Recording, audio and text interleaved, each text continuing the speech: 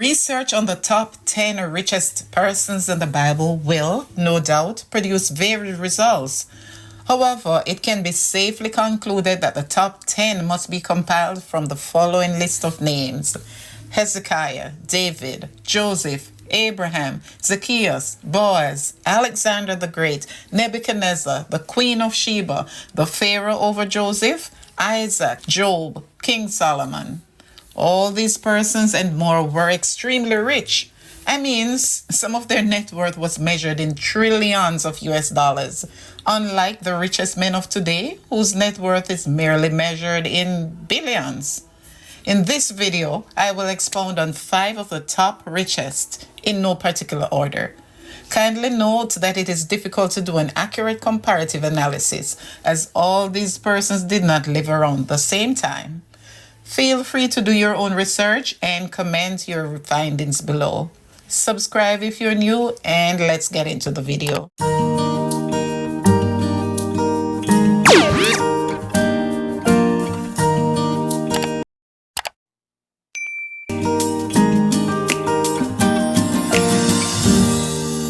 According to the Bible, Job was the greatest man in the East from the land of Uz.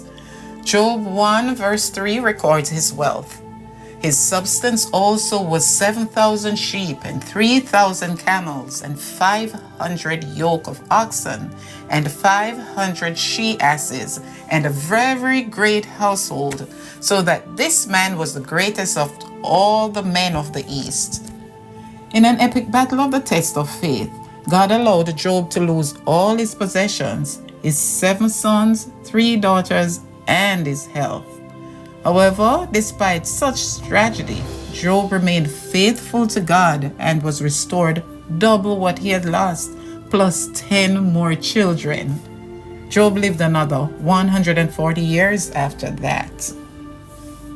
Abraham, formerly known as Abram, in Genesis 13 verse 2, it states that, "And Abraham was very rich in cattle, in silver, and in gold." Abraham was originally a Chaldean from the land of Ur. This passage records that after Abraham and his nephew Lot journeyed to the Bethel area, the land was not able to bear them, that they might dwell together, for their substance was great, so that they could not dwell together. Abraham died at 175 years old and was buried next to his wife Sarah in the cave of Machpelah. Nebuchadnezzar. Babylon, located south of today's Baghdad, was the greatest empire of its time. Nebuchadnezzar was the greatest of its kings and ruled solely between 604 BC until his death in 561 BC. Nebuchadnezzar gained his wealth mainly from his military conquests. Babylon was famous for its hanging gardens, massive tower, and sophisticated legal code.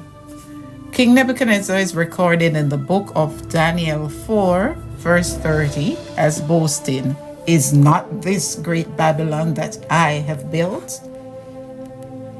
David, formerly a shepherd boy and a musician, rose to greatness by becoming the second king of Israel, succeeding King Saul, who saw David as his enemy. David's wealth also came mainly through conquest and his success through faith in God. David's donation to the building of Solomon's temple, for example, included the equivalent of about 150 billion US dollars worth of gold. In the books of 1 Samuel 13 and Acts 13, David is recorded as being referred to by God as a man after his own heart. David's net worth today is felt to be around 200 billion US dollars. King Solomon was the son and successor of King David. Solomon ruled as king in Israel sometime between 970 to 931 BC, before the nation split into 2 kingdoms, northern and southern. First King 10 records King Solomon's wealth, which included an annual income of 666 talents of gold.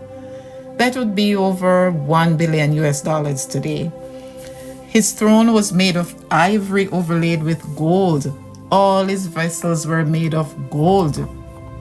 King Solomon was not simply the richest man, but the Bible records him as the wisest man who ever lived. In 1 Kings 10 verse 23, we read, "So King Solomon exceeded all the kings of the earth for riches and for wisdom." 1 Kings 11:3 tells us, "And he had 700 wives, princesses, and 300 concubines." King Solomon reigned for 40 years and was buried in Jerusalem. His net worth today is felt to be around 2.1 trillion US dollars. Thanks for watching.